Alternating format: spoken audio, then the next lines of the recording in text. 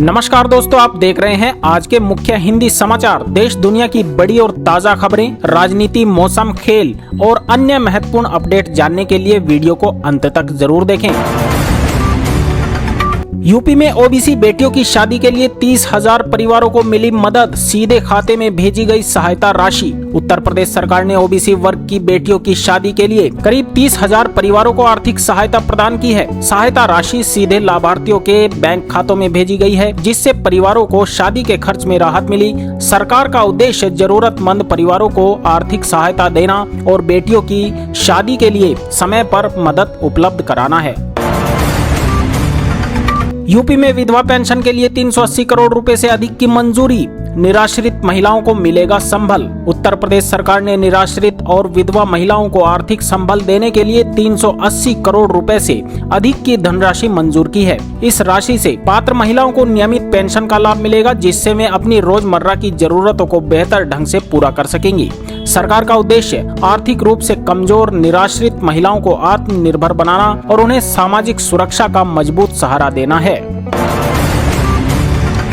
Reels बनाने वालों को बिहार सरकार देगी 1 लाख तक 1 लाख व्यूज पर 10,000 बोनस। बिहार सरकार ने सोशल मीडिया पर रील्स और वीडियो बनाने वाले क्रिएटर्स को प्रोत्साहित करने के लिए आर्थिक सहायता देने की योजना शुरू करने का ऐलान किया है। योजना के तहत अच्छा प्रदर्शन करने वाले कंटेंट क्रिएटर्स को 1 लाख व्यूज पर 10,000 तक का बोनस और कुल मिलाकर 1 लाख तक की सहायता मिल सकती है। इस पहल का उद्देश्य युवाओं और डिजिटल क्रिएटर्स को बढ़ावा देना, स्थानीय मुद्दों व बिहार की संस्कृति को सोशल मीडिया के जरिए देश दुनिया तक पहुंचाना है।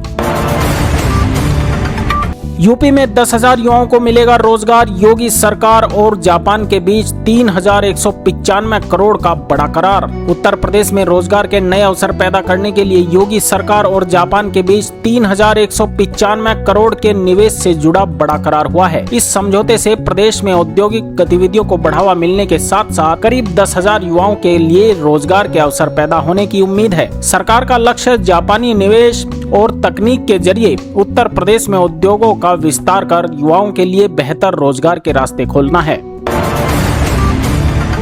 ओसामा को ढूंढने वाला कुत्ता अब यूपी पुलिस के पास बीएसएफ सेंटर से ट्रेनिंग लेकर आया है टकर। अमेरिकी अभियान में ओसामा बिन लादेन की तलाश में इस्तेमाल हुए खोजी कुत्तों की नस्ल से जुड़े टकर को अब यूपी पुलिस के दस्ते में शामिल किया गया है। बीएसएफ सेंटर में विशेष प्रशिक्षण लेकर आया टकर विस्फोटक, संदिग्ध वस्तुओं और अपराध से जुड़े सुरागों की तलाश में पुलिस की मदद करेगा। इसकी तैनाती से यूपी पुलिस की सुरक्षा और जांच क्षमता मजबूत होने के साथ साथ संवेदनशील अभियानों में भी अहम सहायता मिलने की उम्मीद है। यूपी में रसोई गैस ग्राहकों के लिए सहूलियत होकर घर घर जाकर पूरी करेंगे ई-केवाईसी। उत्तर प्रदेश में एलपीजी ग्राहकों की ई-केवाईसी प्रक्रिया को आसान बनाने के लिए गैस होकर अब घर घर जाकर ग्राहकों की ई-केवाईसी पूरी करेंगे। इस पहल से बुजुर्गों, महिलाओं और ऐसे उपभोक्ताओं को विशेष सुविधा मिलेगी जिन्हें गैस एजेंसी तक पहुंचने में परेशानी होती है। घर पर आकर ही प्रक्रिया पूरी होने से ग्राहकों का समय बचेगा और गैस कनेक्शन से जुड़ी सेवाओं में पारदर्शिता व सुविधा बढ़ने की उम्मीद है।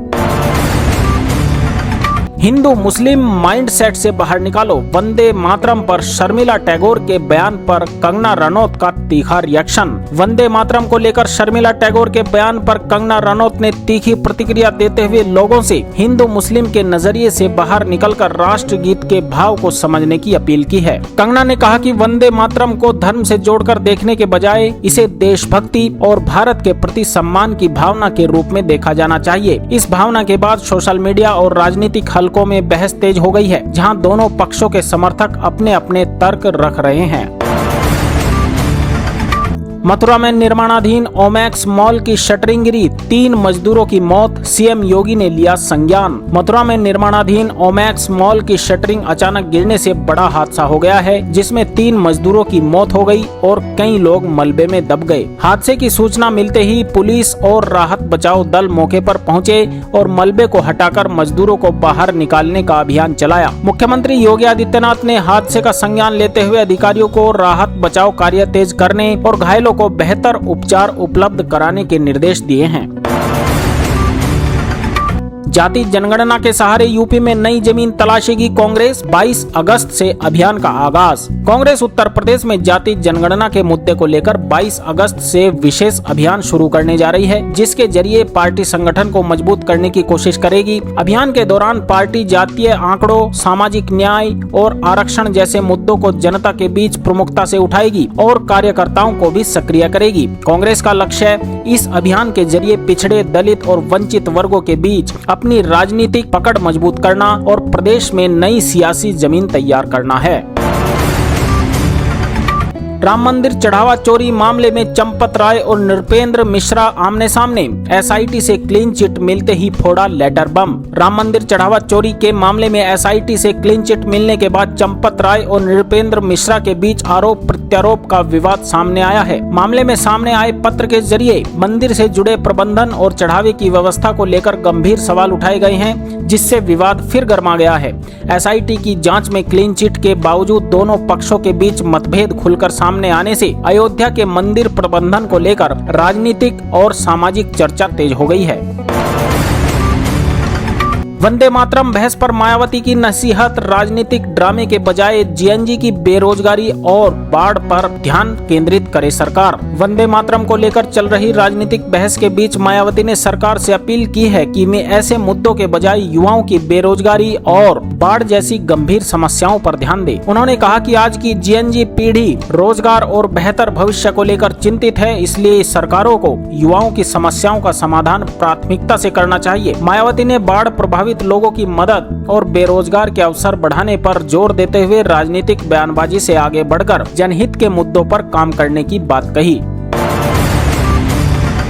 भाजपा के लोगों से जुड़े भ्रष्टाचार के मामलों पर भी छापेमारी करे सरकार। आजम खान पर ईडी की कार्रवाई से भड़के अखिलेश यादव। आजम खान से जुड़े 10 ठिकानों पर ईडी की छापेमारी के बाद अखिलेश यादव ने भाजपा सरकार पर बेहद तीखा हमला बोला है। अखिलेश ने आरोप लगाया कि विपक्ष पर कार्रवाई हो रही है, जबकि भाजपा से जुड़े कथित भ्रष्टाचार के मामलों पर एजेंसियां खामोश हैं। उन्होंने सरकार को चुनौती देते हुए कहा कि अगर भ्रष्टाचार के खिलाफ अभियान है तो भाजपा नेताओं और उनसे जुड़े मामलों पर भी उसी तरह छापेमारी की जाए।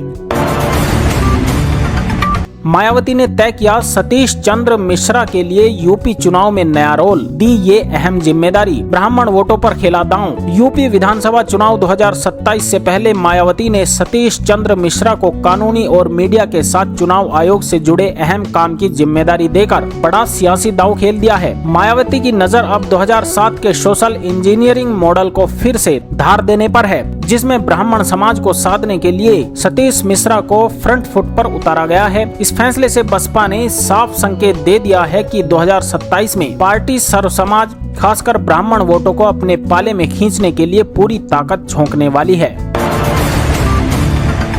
यूपी से दुनिया भर में कालीन की उड़ान, 56 देशों से आएंगे 400 खरीदार। अक्टूबर में होगा बड़ा एक्सपो। उत्तर प्रदेश के भदोही में 4 से 7 अक्टूबर तक होने वाले इंडिया कॉरपोरेट एक्सपो 2026 कालीन कारोबार के लिए बड़ा धमाका साबित होने जा रहा है, जहां 56 देशों के करीब 400 विदेशी खरीदार पहुंचेंगे। एक्सपो में करीब 300 भारतीय निर्माता निर्यातक अपने शानदार हस्त निर्मित कालीन और नए डिजाइन दुनिया के सामने रखेंगे, जिससे विदेशी बाजारों में नए ऑर्डर और कारोबार के रास्ते खुलेंगे। BRICS देशों के साथ व्यापार बढ़ाने की रणनीति के बीच भदोही का यह आयोजन भारतीय कालीन उद्योग को वैश्विक मंच पर और मजबूत करने तथा निर्यात को नई ऊंचाई देने की जोरदार कोशिश है।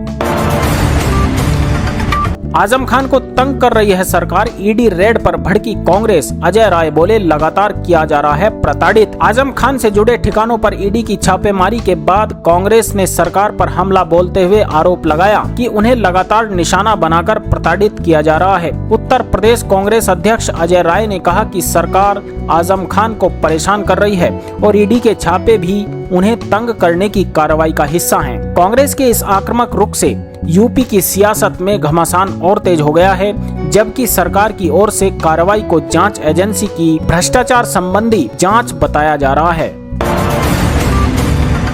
पहले युवक का मुंह किया काला, फिर पहनाई चप्पलों की माला। वीडियो देखते ही पुलिस ने लिया बड़ा एक्शन। सहारनपुर के बिहारीगढ़ में नाबालिग से छेड़छाड़ के आरोप में ग्रामीणों ने युवक को पकड़कर बेरहमी से पीटा, मुंह काला किया और चप्पलों की माला पहनाकर पूरे गांव में घुमाया। घटना का वीडियो वायरल होते ही पुलिस ने सख्त रुख अपनाया और कानून हाथ में लेने वाले 6 ग्रामीणों के खिलाफ FIR दर्ज कर 3 आरोपियों को गिरफ्तार कर लिया। पुलिस का साफ कहना है कि अपराध के आरोप की जांच कानून के मुताबिक होगी, लेकिन किसी को भी खुद फैसला सुनाकर इस तरह की शर्मनाक सजा देने की इजाजत नहीं है। अयोध्या में बड़ा फरमान, स्कूलों में यूट्यूबर्स की नो एंट्री, वीडियोग्राफी पर लगा बैन। अयोध्या के परिषदीय स्कूलों में बिना अनुमति यूट्यूबर्स, सोशल मीडिया क्रिएटर्स और बाहरी लोगों की एंट्री पर सख्त रोक लगा दी गई है। अब स्कूल परिसर में फोटो या वीडियो बनाने के लिए भी सक्षम अधिकारी की पूर्व अनुमति जरूरी है, वरना कार्रवाई का सामना करना पड़ सकता है। शिक्षा विभाग का कहना है कि अनाधिकृत वीडियो से पढ़ाई प्रभावित होती है और शिक्षकों व बच्चों की निजता तथा स्कूल की गरिमा पर भी असर पड़ता है। सिपाही को 100 मीटर तक दौड़ाकर पीटने वाले 12 उपद्रवियों का पुलिस ने निकाला जुलूस, थर थर कांपे आरोपी। कन्नौज के तिरवा में विवाद शांत कराने पहुंची सादी वर्दी के सिपाही हर्ष पर आरोपियों ने हमला कर दिया और करीब 100 मीटर तक दौड़ाकर बेरहमी से पीटा, जिससे उनके मुंह और नाक पर गंभीर चोटें आई। घटना के बाद पुलिस ने महज 24 घंटे में 12 आरोपियों को गिरफ्तार कर लिया, जबकि एक 16 वर्षीय बाल अपचारी को भी संरक्षण में लिया है। गिरफ्तारी के बाद पुलिस ने आरोपियों का कस्बे की सड़कों पर पैदल जुलूस निकाला और साफ संदेश दिया कि खाकी पर हाथ उठाने वालों के खिलाफ कानून पूरी सख्ती से अपना काम करेगा।